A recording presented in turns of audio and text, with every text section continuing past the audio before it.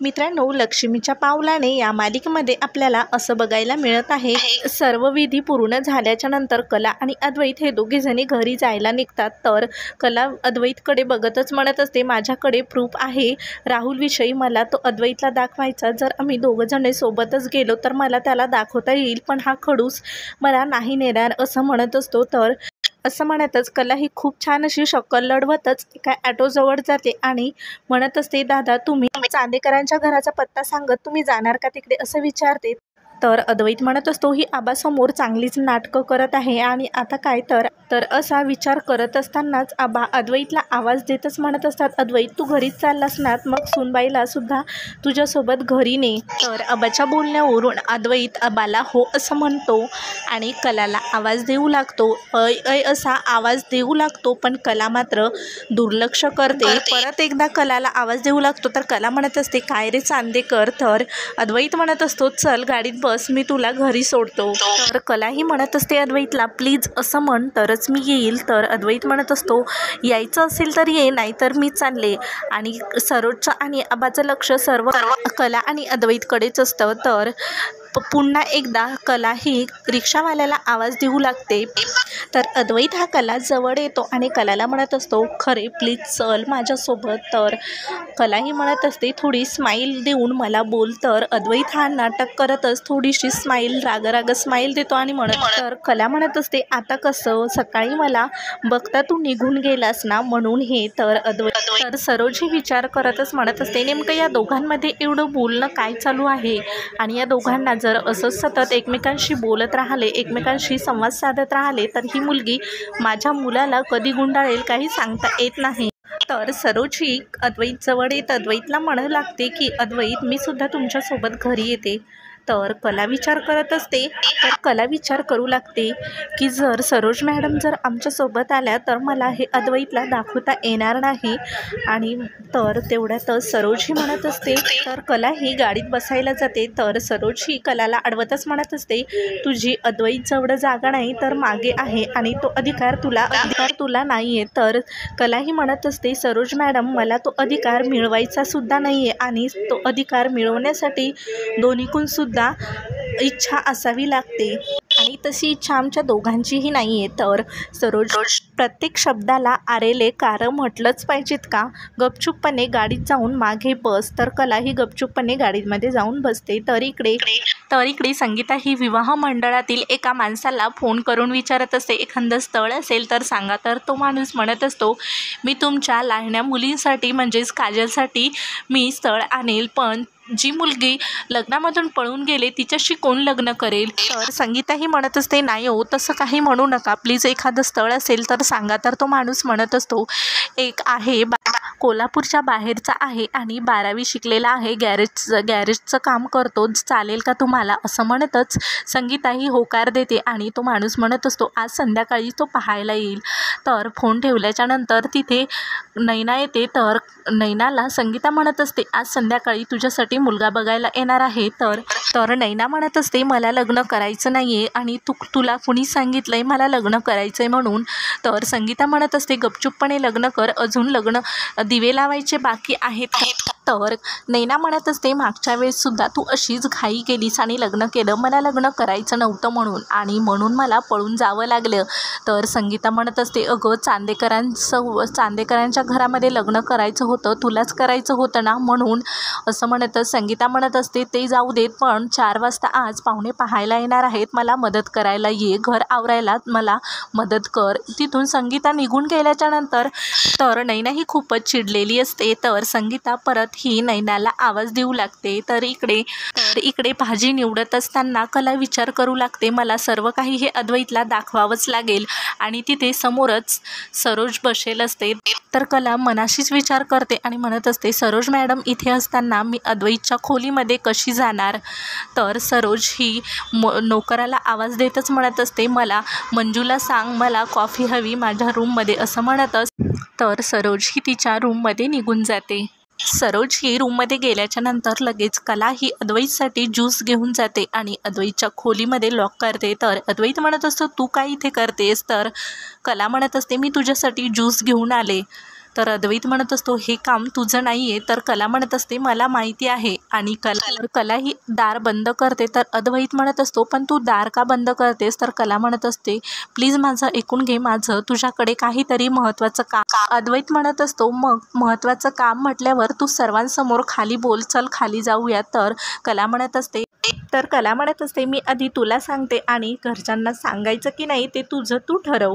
आणि कला ही स्वतःचा मोबाईल काढते आणि अद्वैतला जे काही तिने फोटो काढून आणलेले असतात ते दाखवते. तर अद्वैत ते सर्व चेक करतो आणि म्हणत असतो हे काय, याच्यावरती तर अबाची सहीसुद्धा आहे. आणि कला ही राहुलने जो काही फ्रॉड केलेला असतो तो सर्व काही उघड पाडण्यासाठी तो फोटो घेऊन आलेला असते आणि म्हणत असते मी ते रजिस्टर बघितलं, त्याच्यामध्ये कुठेही नोंद नाही आहे. तर ते ऐकून अद्वैत खूप चिडतो आणि म्हणत असतो तुला त्या रजिस्टरला हात लावायची परवानगी दिली कुणी आणि तू का लावलास हात. तर कला म्हणत असते तू मला नैनाताई आणि राहुलविषयी पुरावे गोळा करायला सांगितले म्हणून मी त्या रजिस्टरला हात लावला आणि मला त्यामध्ये 8 लाखाचा हा फ्रॉड दिसलाय.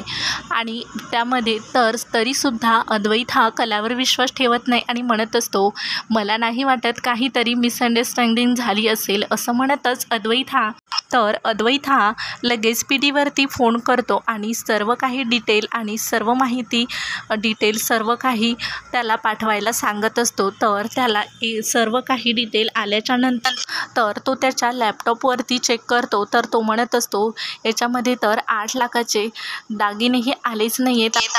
आपल्या पिढीवरती जे दागिने आले ते तर याच्यामध्ये नोट नाहीच आहेत आणि 8 लाखाचे आहेत. तू जे म्हणतेस ते खरं आहे असं म्हणतच आणि एवढा मोठा घोटाळा हा कोणाच्या लक्षात का नाही आला असं अद्वैत म्हणत असतो.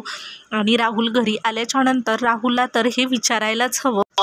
तर इकडे नैना मात्र तयार होत असते. तेवढ्यातच ते संगीता येते आणि संगीता म्हणत असते अगं झाली का नाही नैना तयार, तिकडे पाहुणे आले सुद्धा. तर नैनाला तसं तयार झालेलं बघून संगीता मात्र विचारात पडत असते सकाळी तर ही लग्नाला तयार नव्हती पण मग आता एवढी तयार कशी झाली. तर नैना म्हणत असते मम्मा काय झालं, काय विचार करतेस, मी छान दिसत नाही आहे का. अगं मला तर प्रश्न पडला ते मुलाकडची मला पसंत करतील का नाही. तर संगीता म्हणत असते अगं वेडे तू किती सुंदर दिसतेस आणि एवढ्या छान मुलीला ते का नाहीत पसंत करणार. असं म्हणतच संगीता ही तिथून बाहेर जाते पण नैनाचा मात्र दुसराच काहीतरी प्लॅन असतो. तर इकडे अद्वैतने राहुलला बोलवलेलं असतं आणि त्याच्या पाठोपाठच तिथे कलासुद्धा येते. तर कलाला बघून राहुल म्हणत असतो तू इथे काय करतेस, आमच्या दोघांना बोलायचं आहे. तर अद्वैत म्हणत असतो मीच तिला बोलवलंय, मीच कलाला इथे बोलवले आणि मला तुझ्याशी काहीतरी महत्त्वाचं बोलायचं.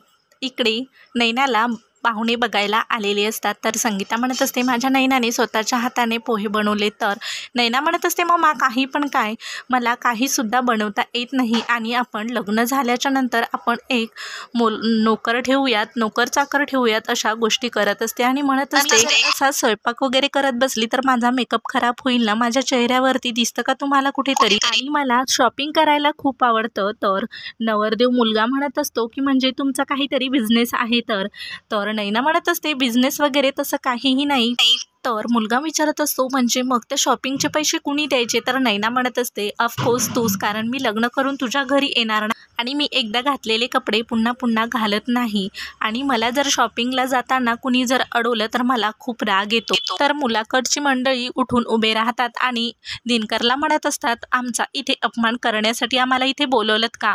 आणि मुलाकडची मंडळी म्हणजेच मुलांची आई म्हणत असते ही मुलगी ज्याच्या घरात जाईल त्याचं वाटोळं होईल. संगीता मात्र त्यांच्या समोर पदर पसरते आणि नाही असं म्हणत असते पण तिथून ते मुलाकडची मंडळी राग निघून जातात. आणि संगीताला तर नैनाचा खूपच राग आलेला असतो. तर इकडे अद्वैत हा राहुलला सांगत असतो आणि म्हणत असतो 8 लाखाचा याच्यामध्ये घोळ आहे आणि 8 लाखाचे दागिने आपल्या पिढीमध्ये आलेच नाही आणि त्याची रक्कम ही पर्सनल अकाउंटवर ट्रान्सफर झाली. तर हे कसं राहुलच्या तर पायाखालची जमीनच सरकते. राहुलला काय बोलावं काही समजत नाही. राहुल म्हणत असतो अरे ब्रो मी तुला सांगणारच होतो.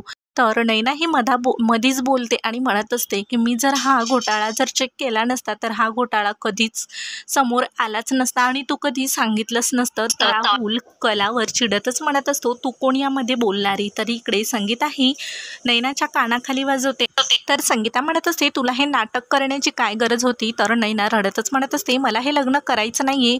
मी कित्येंदा सांगितलं आहे मला लग्न करायचं नाही आहे, पण तुम्ही माझं ऐकतच नाही आहे. तर संगीता मात्र नैनाच्या हाताला हात धरून नैनाला घराबाहेर काढते आणि म्हणत असते, तुला जर लग्न करायचंच नाही तर या घरामध्ये तू राहायचं सुद्धा नाही आहे. आणि संगीताला खूप दमाचा त्रास सुरू होतो. काजल ही नैनाकडे बघते आणि म्हणत असते, नैनाताई हे सर्व काही फक्त तुझ्यामुळेच होत आहे. तर इकडे अद्वैत म्हणत असतो, ती कोण आहे हा मुद्दा प्रश्नच नाही आहे इथे तू एवढा घोटाळा का केलास? तिच्यामुळे आज हा घोटाळा आपल्या समोर आलाय. तुला जर पैसे हवे होते तर आपल्या घरामध्ये कुणालाही मागायचे होते आणि तू पैसे हे एवढे खर्च कुठं केले? तर राहुल म्हणत असतो, ब्रो तू या मुलीमुळे माझ्यावर संशय घेतोस? तर राहुल म्हणत असतो, मी ते पैसे दुसरीकडे खर्च केले आणि त्याचं सर्व बिल मी 1 महिन्याच्या आधी तुला आणून दाखवेन. आणि या मुलीच्या घरच्याने तुला फसवलं म्हणून तुला असं वाटतंय सर्व तुला फसवत आहेत म्हणून. असं म्हणतच राहुल तिथून निघून जातो. तर कला म्हणत असते अद्वैतला, बघितलं का त्याने फक्त उडवाउडवीचे उत्तरं दिले, कुठं खर्च केले हे सांगितलं नाही. तर अद्वैत हा कलाला म्हणत असतो, हा प्रश्न माझ्या घरचा आहे आणि जे काही करायचं ते मी बघून घेईल, तू यामध्ये पडू नकोस. तर अशीच अपडेट बघण्यासाठी लगेच आपल्या चॅनलला